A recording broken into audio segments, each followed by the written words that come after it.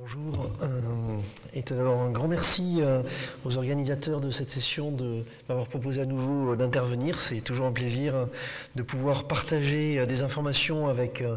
vous, et en particulier sur des sujets aussi sensibles que celui qu'on est amené à traiter aujourd'hui, l'utilisation des antiépileptiques au cours de la grossesse. C'est un sujet qui nous occupe beaucoup à l'agence, qui nous préoccupe beaucoup également. Et ce que je vous propose, c'est d'aborder dans un premier temps quel est l'engagement de l'agence justement de la NSM vis-à-vis des médicaments en général et de leur utilisation au cours de la grossesse. Ensuite, de voir un focus un peu plus particulier sur l'utilisation d'une façon générale des antiépileptiques et le rôle de l'agence dans ce sujet des antiépileptiques au cours de la grossesse. Et ensuite, je serai plus détaillé avec un focus sur 3 antiépileptiques qui nous posent toujours problème, la carbamazépine, le topiramate et le valproate. Alors, concernant l'engagement de l'agence à la NSM relatif à l'utilisation des médicaments au cours de la grossesse, en fait, il se traduit par différentes actions. La première d'entre elles, je dirais, est la mise en place, il y a presque une dizaine d'années maintenant, d'une cellule interne dédiée à l'évaluation des médicaments sur les sujets reproduction, grossesse et allaitement, cellule qui est placée au sein de la direction de la surveillance, et cellule qui travaille en lien avec un comité scientifique permanent qui est placé sous l'égide de la directrice générale de la NSM, donc un comité scientifique permanent reproduction, grossesse et allaitement, qui est composé de différents membres réunissant des compétences variées, y compris des représentants d'associations de patients. Un autre volet qui illustre l'engagement de l'agence concernant l'utilisation des médicaments au cours de la grossesse, c'est la campagne d'information et de communication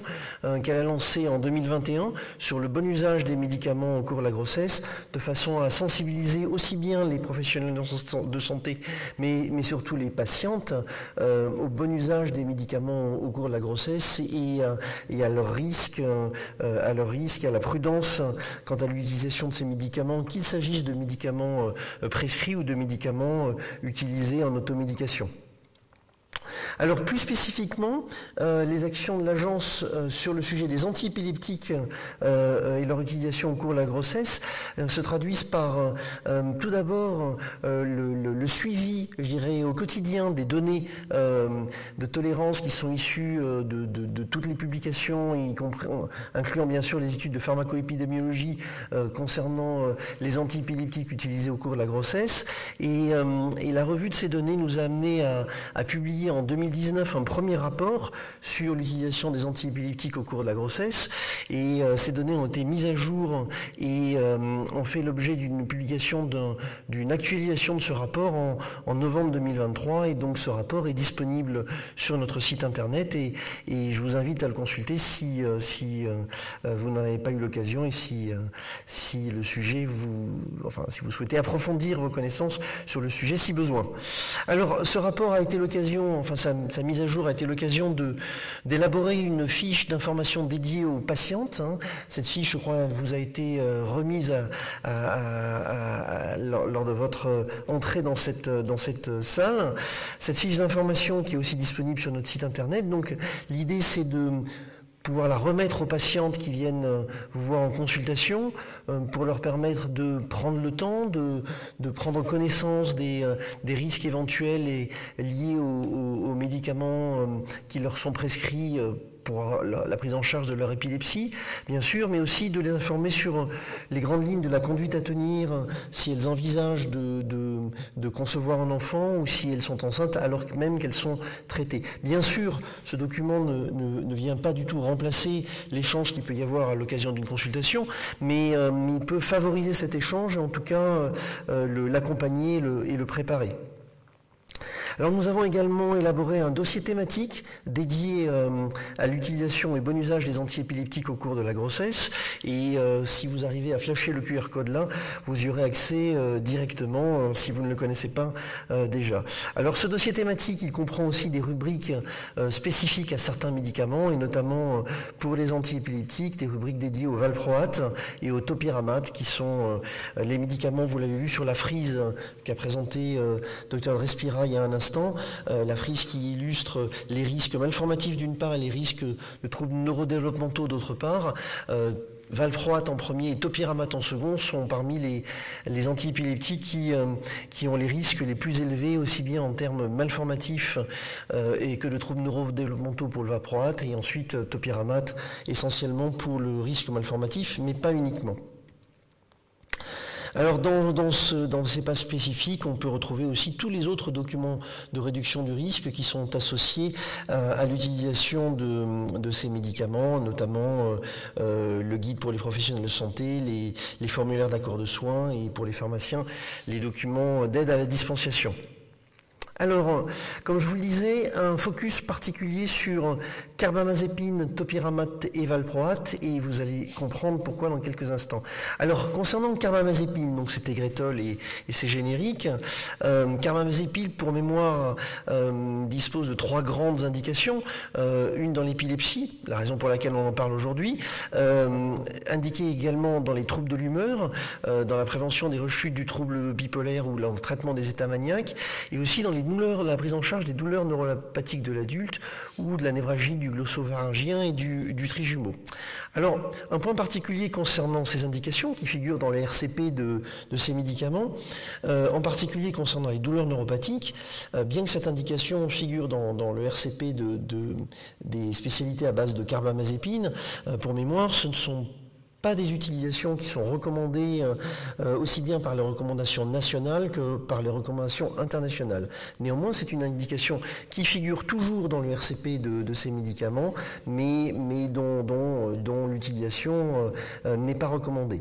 Et je dirais que ce soit pour les douleurs neuropathiques ou pour les autres indications de carbamazépine, au cours de la grossesse, bien que la contre-indication d'utilisation au cours de la grossesse ne figure pas stricto sensu dans le résumé des caractéristiques du produit de ces médicaments. Dans les mises en garde, si vous regardez bien les mises en garde, et c'est là où on a une situation qui est un petit peu ambiguë ou délicate, il est fortement recommandé d'éviter l'utilisation de ces médicaments chez les femmes enceintes s'il n'existe pas d'autres alternatives. Ce qui peut être le cas en particulier dans les troubles de l'humeur et dans les douleurs neuropathiques, mais parfois ça pourrait être plus difficilement le cas dans l'épilepsie. Alors, pourquoi on en parle aujourd'hui de ce médicament? C'est parce qu'à la fois on a le contexte qu'a pu rappeler Dr Drespira il y a quelques instants, c'est d'une part les risques auxquels sont exposés les enfants lors de l'exposition in utero à ce médicament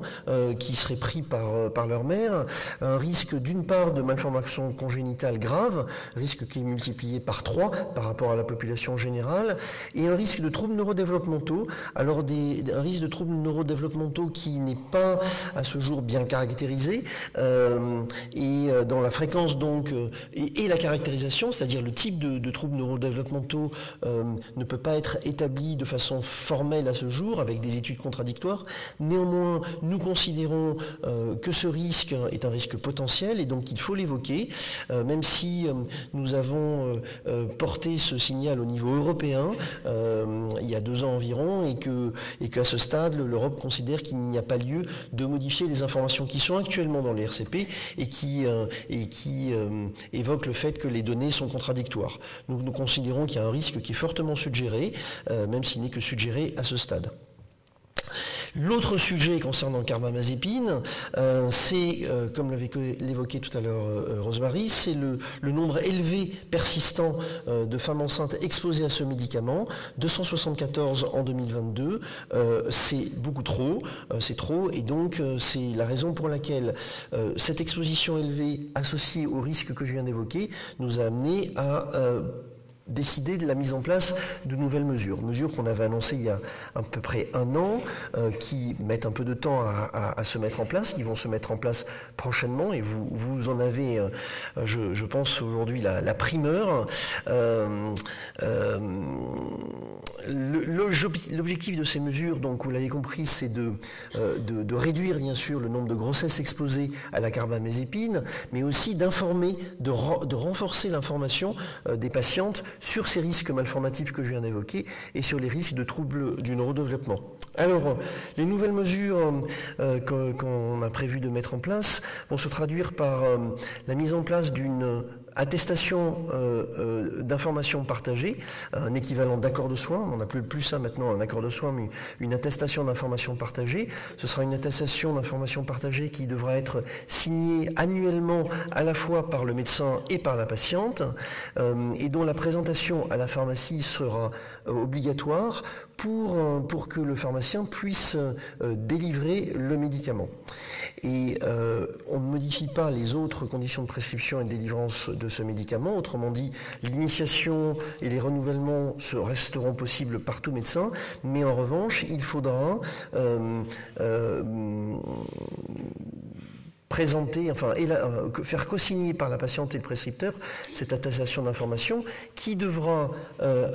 répondre à 3 objectifs. D'une part, faire confirmer par le médecin que le traitement par carbamazépine est le seul traitement pour la patiente qu'il prend en charge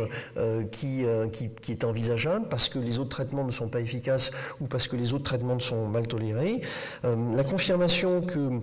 l'information sur les risques a bien été apportée, sur les mesures de réduction de ces risques, aussi bien en termes de contraception ou de conduite à tenir en cas de désir de grossesse ou de grossesse en cours, ont bien été portées à la connaissance de la patiente et ont bien été intégrées par celle-ci. Alors, associé à cette attestation d'information partagée, bien sûr, un courrier sera adressé à l'ensemble des professionnels de santé, qu'il s'agisse des prescripteurs, mais aussi des pharmaciens. Et pour les pharmaciens, pour les aider au moment de la dispensation, à s'y retrouver dans les différentes situations de conditions de délivrance, une fiche d'aide à la dispensation leur sera également proposée. Donc voilà, ça c'était pour carbamazépine. Vous avez vu un sujet avec des indications, notamment dans les douleurs neuropathiques, qui ne sont pas forcément recommandées, une utilisation dans la grossesse qui, dans le RCP, n'est pas contre-indiquée, mais qui est fortement déconseillée, et des risques avérés, et une utilisation au cours de la grossesse qui reste importante et qui nous conduit à mettre en place ces mesures. Alors, l'autre médicament qui nous préoccupe, c'est Topiramate, donc Epitomax et générique, qui lui n'a pas d'indications qui sont complètement superposables à celles de la carbamazépine, puisqu'il est indiqué bien sûr dans l'épilepsie, puisqu'on en parle aujourd'hui, mais également dans la prévention de la migraine chez l'adulte. En revanche, pour celui-ci, l'utilisation de la migraine est complètement contre-indiquée chez la femme enceinte. En revanche, dans l'épilepsie, à ce jour, l'utilisation restait possible. Alors, le contexte, on est sur un médicament qui a des risques en cas d'exposition in utero pour l'enfant à naître, des risques connus de longue date de malformation congénitale majeure, avec un risque qui est environ 3 fois supérieur à celui de la population générale, avec des malformations graves, un risque de retard de croissance fœtale, avec une prévalence plus élevée de faible poids à la naissance et de petit poids pour l'âge gestationnel. À côté de ces risques, un nouveau risque a émergé en 2022, et ce risque a émergé à l'issue d'une publication d'une étude épidémiologique scandinave qui a été publiée dans le JAMA neurologique fin mai 2022, qui mettait en évidence un risque de troubles neurodéveloppementaux multiplié par 2 voire 3 en cas d'exposition au cours de la grossesse. Et donc aussitôt, ce que nous avons fait à l'NSM, je vous raconte un peu l'histoire parce que ça illustre tout le travail qu'il peut y avoir derrière et le cheminement qui nous amène à la situation à laquelle on peut être aujourd'hui, c'est que nous sommes saisis de cette publication, nous avons lancé ce qu'on appelle une procédure de signal au niveau européen. L'Europe, le PRAC, le comité pour l'évaluation des risques en pharmacovigilance, a confirmé ce signal de risques neurodéveloppementaux. Et donc nous avons déclenché ce qu'on appelle une procédure d'arbitrage, c'est-à-dire une procédure de réévaluation du rapport bénéfice-risque, donc une procédure européenne qui a procédé à la réévaluation du rapport bénéfice-risque de l'utilisation de ce médicament, de tous les médicaments à base de topiramate chez les femmes en âge de procréer et chez les femmes enceintes. Et sans attendre les conclusions du PRINC, vous allez voir, ces conclusions sont arrivées bien plus tard, hein, il a fallu presque un an de travaux. Nous avons décidé de modifier les conditions de prescription et de délivrance du topiramate de façon à réserver sa prescription initiale et annuelle aux neurologues et aux pédiatres, avec un renouvellement par tout médecin dans l'intervalle, avec la mise en place, comme ce qu'on va faire pour carbamazépine, d'un accord de soins annuel co-signé par la patiente et par le prescripteur, avec grosso modo les mêmes rubriques, la confirmation que le recours au topiramate est vraiment nécessaire, l'information sur les risques, la bonne information sur les risques et la conduite à tenir pour réduire ces risques. À nouveau, une délivrance conditionnée à la présentation de l'accord de soins à la pharmacie ainsi que l'ordonnance du neurologue et du pédiatre. Et ce dispositif, on l'a mis en place dès novembre 2022 pour toutes les initiations de traitement et un peu plus tard, 6 mois plus tard, pour les patientes en cours de traitement. Pourquoi 6 mois plus tard? C'est pour permettre à ces patientes en cours de traitement d'avoir le temps d'être au courant déjà du fait qu'il y a un sujet, qu'il faut qu'elles prennent un rendez-vous chez un neurologue et compte tenu de la démographie que l'on connaît des neurologues en particulier en France, ce délai qu'on avait déjà vécu pour valproate en 2015 quand on a mis en place le même type de conditions de prescription et de délivrance, ce délai était un délai nécessaire. Et à nouveau, on a mis en place un feuillet d'aide à la dispensation pour les pharmaciens. Alors, comme je vous le disais, nous avons saisi le PRAC, l'Europe, et les conclusions du PRAC ont été rendues en septembre 2023, et le PRAC a décidé la mise en place de mesures complémentaires par rapport à celles que nous avions déjà mises en place en France, avec une consigne de ne pas utiliser topiramate et ses dérivés chez les filles, les adolescentes et les femmes en âge de procréer qui n'utilisent pas de contraception efficace, et chez les femmes enceintes, sauf en l'absence d'alternatives thérapeutiques et après information de la patiente. Le PRAC a préconisé aussi la mise en place d'une carte d'information patiente qui est disponible sur ou dans les boîtes, ainsi que la mise en place d'une brochure d'information patiente et d'un guide à destination des professionnels de santé. Et nous allons, en sus de ces mesures, mettre en place d'autres mesures qui ne viennent pas renforcer ou comment dire, contraindre un peu plus le dispositif. Au contraire, là, après de longues discussions, notamment avec les médecins spécialistes dans la prise en charge de la migraine, nous allons rendre à nouveau possible l'initiation du traitement par topiramate par des médecins compétents douleur,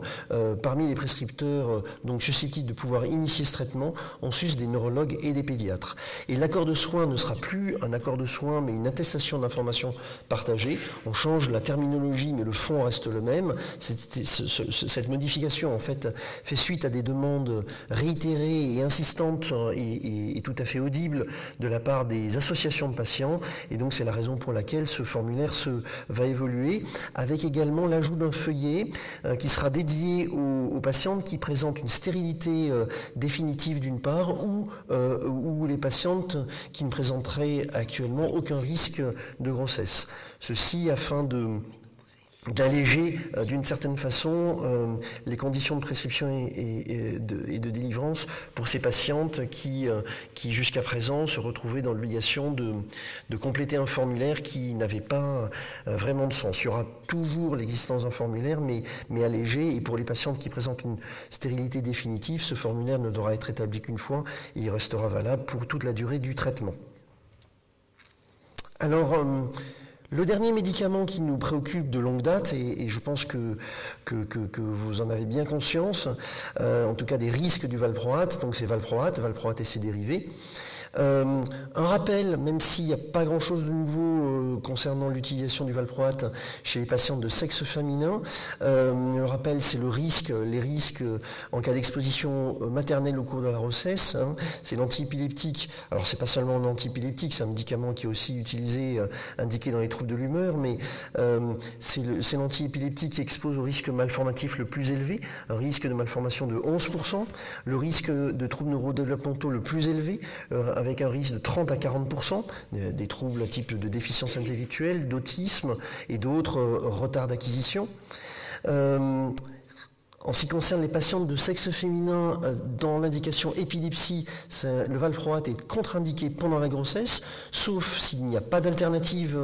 thérapeutique appropriée, donc c'est vraiment utilisation sauf si. A contrario, dans les épisodes maniaques ou dans des troubles bipolaires, pendant la grossesse, valproate est complètement contre-indiqué, il n'y a pas de sauf si, là c'est vraiment une contre-indication absolue.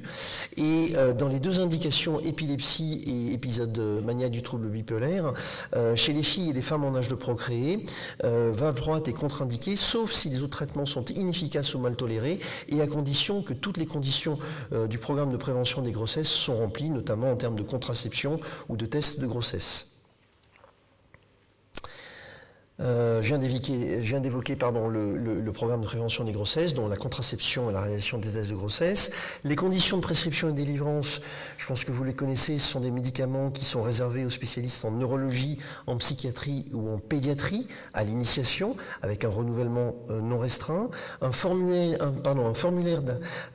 annuel d'accord de soins qui est co-signé à nouveau par la patiente et le médecin spécialiste et qui conditionne la délivrance, enfin dont la présentation conditionne la délivrance. Ce formulaire d'accord de soins va évoluer lui aussi pour devenir une attestation d'information partagée, mais sur le fond, rien n'est changé. Et on a des documents associés pour réduire ces risques d'exposition au cours de la grossesse, qui sont la carte patiente qui est présente sur ou dans la boîte, une brochure destinée aux patientes, un guide pour les professionnels de santé et un feuillet d'aide à la dispensation pour les pharmaciens à nouveau. Alors ça, c'était pour l'utilisation du valproate chez les patientes de sexe féminin. Aujourd'hui, on a parlé beaucoup de antiépileptiques et exposition des femmes à ces antiépileptiques pendant la grossesse ou des femmes en âge de procréer. Et là, pour valproate, on a une nouvelle donnée. C'est une nouvelle donnée qui concerne l'utilisation du valproate chez les patients, donc chez les patients de sexe masculin, avec des nouvelles données qui ont émergé en juin 2023. Ces nouvelles données, elles sont issues d'une étude issue de données de registres scandinaves. C'est une étude qui avait été demandée par le PRAC, à nouveau par l'Europe, donc en 2018, à l'issue de la deuxième réévaluation de l'utilisation de valproate et dérivés au cours de la grossesse. Et cette étude a montré une potentielle augmentation du risque de troubles neurodéveloppementaux chez les enfants dont le père a été traité par valproate dans les 3 mois précédant la conception, avec une augmentation de risque qui pouvait aller jusqu'à 5,6% de risque de troubles neurodéveloppementaux. Alors, dès que nous avons eu connaissance de cette donnée, à nouveau, nous avons agi sans attendre les conclusions du PRAC, qui s'est aussitôt saisi de cette étude, puisque c'est le PRAC lui-même qui l'avait commandé, en fait. Et donc, nous avons diffusé un courrier à destination des professionnels de santé en juillet 2023, ainsi qu'une fiche d'information destinée aux patients, les alertant sur ce risque potentiel, et sur la conduite à tenir en cas de projet de conception et de même que de don de sperme. On était vraiment sur un registre nouveau et l'idée c'était d'alerter au plus vite sur ce risque potentiel qui même si il peut paraître limité en termes de pourcentage, l'impact potentiel des troubles qu'il est susceptible d'engendrer est un impact qui est particulièrement sérieux et sévère et qui a donc été pris en compte à cette mesure. En janvier 2024, donc en janvier de cette année, le PRAC a rendu ses conclusions et a considéré qu'il était nécessaire de prendre, donc il a confirmé en fait la posture qu'on avait eue, la position qu'on avait eue, qu'il était nécessaire donc de prendre des mesures de précaution concernant le risque potentiel de troubles du neurodéveloppement chez les enfants nés de pères traités par valproate dans les 3 mois qui précédaient la conception, et donc a préconisé la modification des conditions de prescription et de délivrance, la mise en place d'une brochure à destination des patients. Donc c'est une nouvelle brochure concernant le valproate. On avait déjà une brochure pour les patientes, maintenant on a une brochure pour les patients. La mise à jour de la carte patiente, parce qu'aujourd'hui on avait une carte patiente, donc c'est une carte maintenant qui s'adresse aussi bien aux patientes qu'aux patients. Mise à jour du guide à destination des professionnels de santé qui ne concernait que les patientes. Il aura une rubrique aussi dédiée aux patients désormais. L'objectif étant d'intégrer ce nouveau risque en cas d'exposition paternelle. Alors, le PRAC a rendu ses conclusions en janvier 2024. Ce ne sont pas des conclusions qui sont définitives. Peut-être avez-vous vu dans la presse que ces études sont controversées. Néanmoins, c'est la position du PRAC et c'est notre position aujourd'hui aussi à l'ANSM d'avoir une attitude qui est celle que je viens de décrire, hein, par rapport à la prudence concernant l'utilisation du valproate chez les hommes susceptibles d'avoir des enfants. Le PRAC a demandé aux laboratoires concernés de compléter les données qui avaient été versées en juin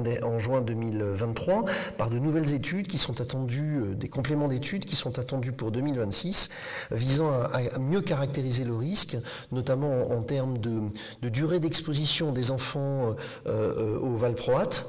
Dans la durée d'exposition dans les études qui avaient été versées était limitée jusqu'à l'âge de 6 ans. L'idée, c'est d'aller un peu plus loin pour éventuellement mieux caractériser ce risque. L'idée aussi, c'est de faire la distinction du niveau de risque selon l'indication, trouble de l'humeur ou épilepsie, voilà, notamment. Bien sûr, il y a des études concernant le mécanisme physiopathologique qui aujourd'hui n'est pas déterminé par rapport à ce nouveau risque. Alors, concernant les nouvelles mesures à venir par rapport à l'utilisation du valproate chez les hommes, chez les adolescents et les hommes susceptibles de procréer, donc là, vous avez vu que le PRAC a recommandé de modifier les conditions de prescription, et donc les conditions de prescription vont nous amener à réserver la prescription initiale du valproate aux neurologues et aux psychiatres avec un renouvellement non restreint. Autrement dit, une première prescription par un neurologue, un psychiatre ou un pédiatre, et ensuite toutes les autres prescriptions, en tout cas à ce stade, pourront être possibles par tout médecin. La mise en place à nouveau d'une attestation d'information partagée qui sera co-signée par le patient et par le médecin, avec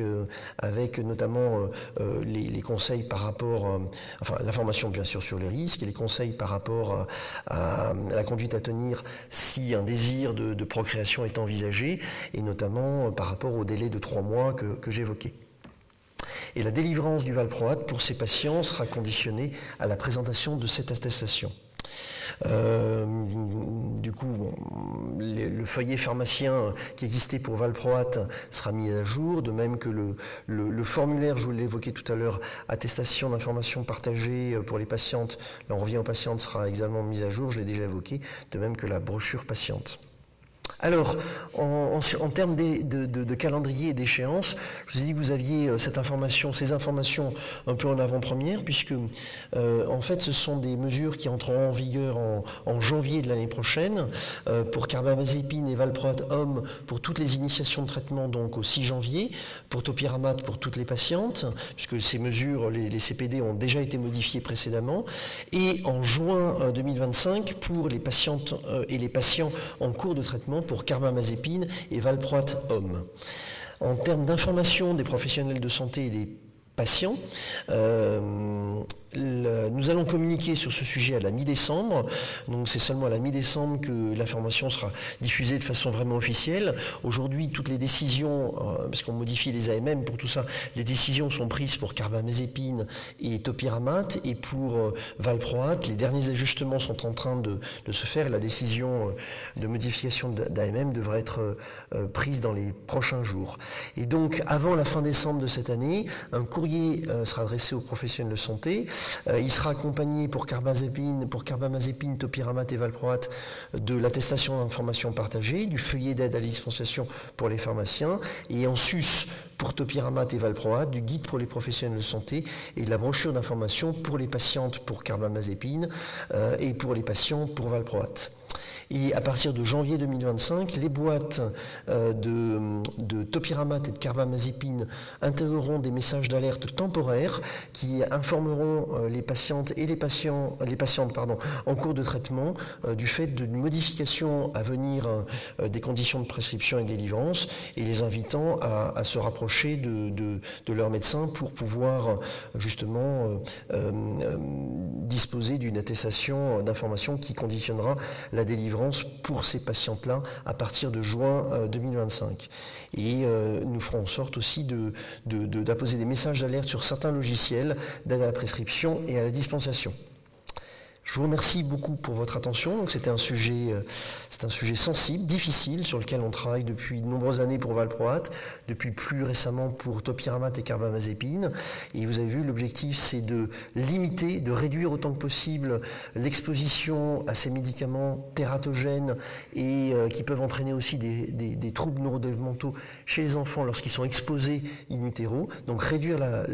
l'exposition des femmes exposées et donc réduire la proportion d'enfants